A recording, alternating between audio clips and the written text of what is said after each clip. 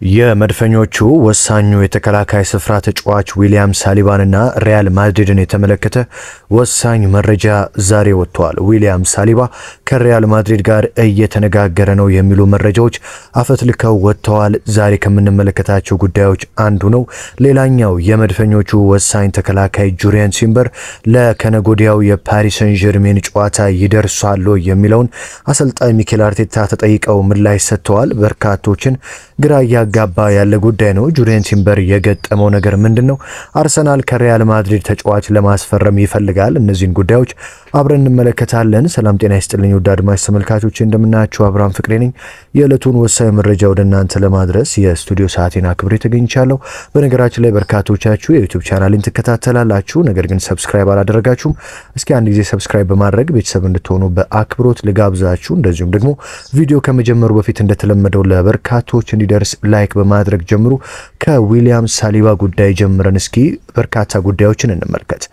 በአርሰናል ቤት ባለፉት 3 ዓመታት ምናልባትም ከተመለከትናቸው በወጥነት እንደዚሁም በአስደናቂ ብቃት ከሚጠቀሱ ወሳኝ ተጫዋቾች መካከል ፈረንሳዊው የመሃል ሜዳ ተከላካይ ዊሊያም ሳሊባ የአርሰናል ወሳኙ ተጫዋች ነው ቢባል ማጋነን አይደለም።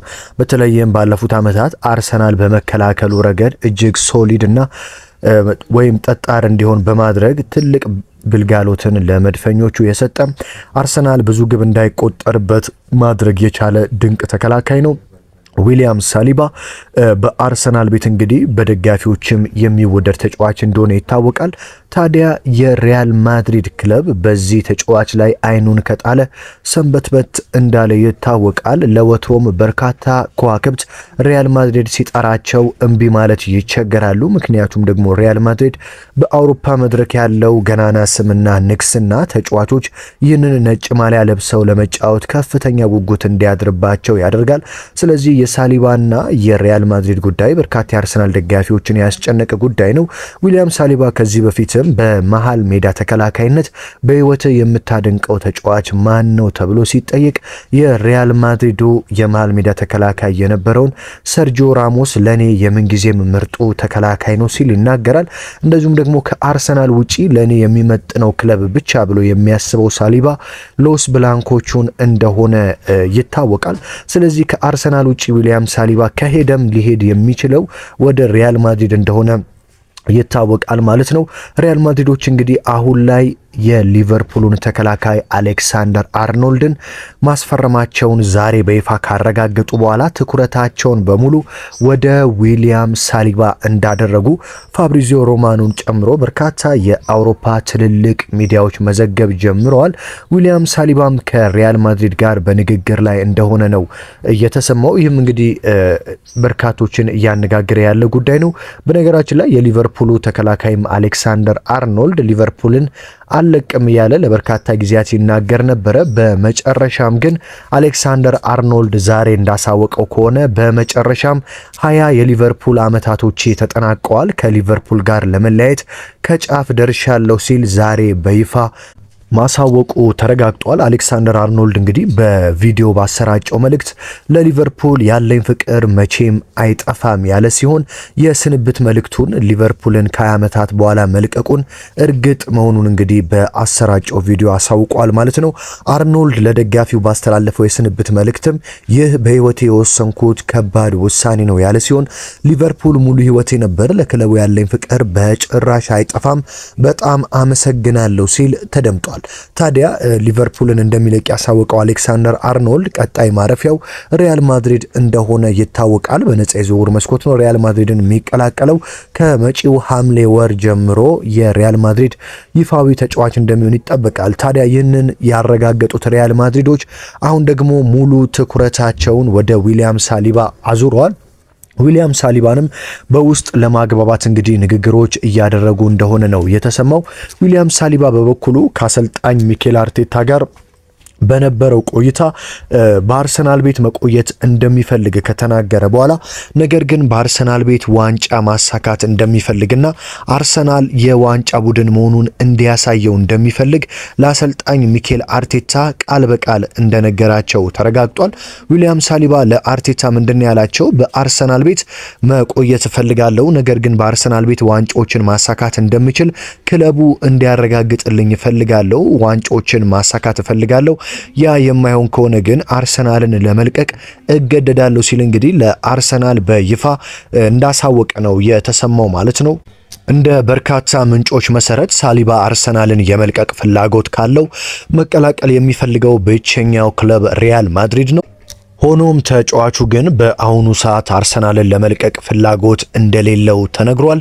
ነገር ግን አርሰናል ዋንጫዎችን ማሸነፍ የሚችል መሆኑን ማሳየት እንዳለበት ሳሊባ ለአርሰናል አሳስቧል ማለት ነው።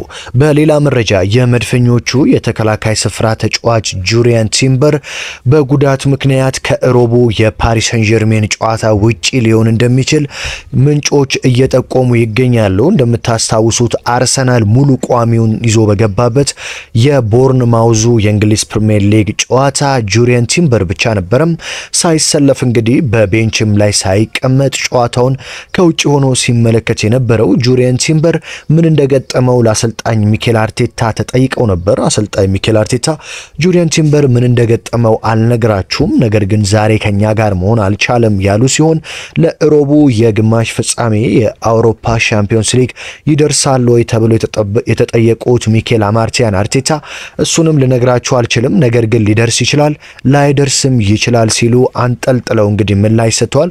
ጁሪያን ቲምበር ግን በፓሪስ ሰን ጀርሜን ጨዋታ ጉዳት እንደገጠመውና ምናልባትም ለመልሱም ጨዋታ ላይደርስ እንደሚችል መረጃዎች እየጠቆሙ ይገኛሉ። ታዲያ ጁሪያን ቲምበር የማይደርስ ከሆነ አርሰናሎች ቤን ዋይትን በጁሪያን ቲምበር በኩል ሊጠቀሙ እንደሚችሉ የተሰማ ሲሆን ልክ የቦርንማውዝ ጨዋታ ላይ መድፈኞቹ የተጠቀሙትን አሰላለፍ ወደ ፓሪስ አቅንተው በፓርክ ዴ ፕሪንስ በሚያደርጉት ጨዋታ ላይ ራሱን አሰላለፍ ሊደግሙ እንደሚችሉ ነው የተሰማው። ነገር ግን ጁሪያን ቲምበር የሚመለስ ከሆነ በዋይት ስፍራ ደግሞ ተመልሶ ጁሪያን ቲምበር የመድፉን ስብስብ የሚቀላቀል ይሆናል ተብሏል።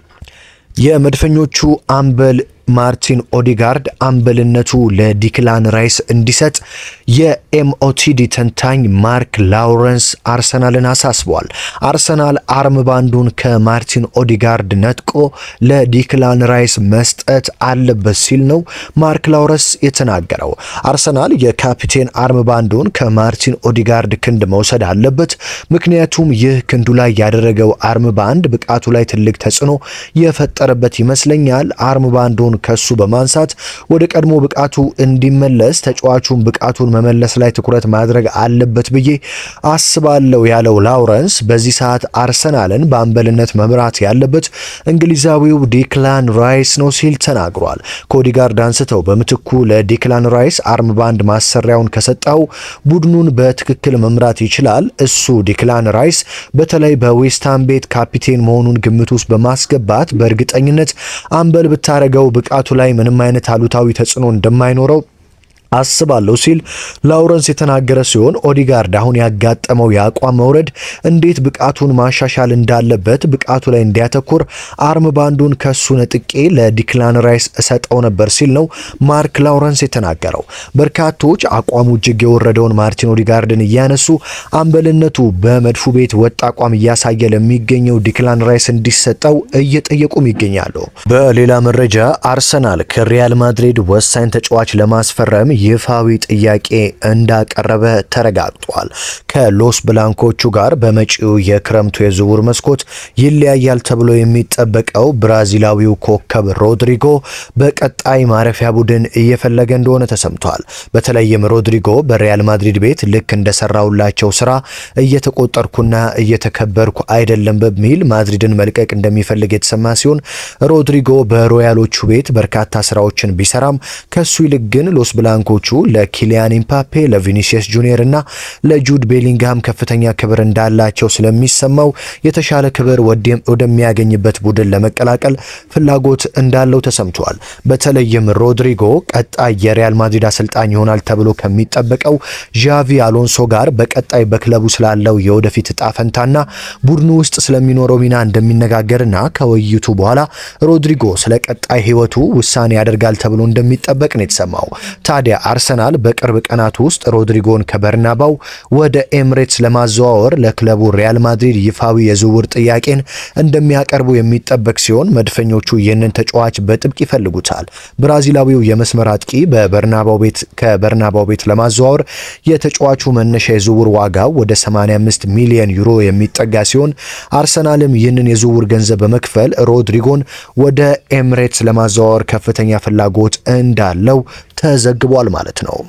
ውድ አድማጭ ተመልካቾቼ የዕለቱን ወሳኝ መረጃዎች ወደ እናንተ አደረስኩኝ። በነገራችን ላይ ቻናላችን በአጭር ጊዜ ተወዳጅነትን አትርፈዋል። ከሀገር ውስጥም ከባህር ማዶ ያላችሁ ስፖርት አፍቃሪያን የደውል ምልክቷን በመጫን ቤተሰብ በመሆን በየዕለቱ ወሳኝ መረጃዎችን ማግኘት ትችላላችሁ። በሌላ መረጃ በሌላ ጥንክር እስከምንገናኝ ድረስ ሰላም ተመኘውላችሁ።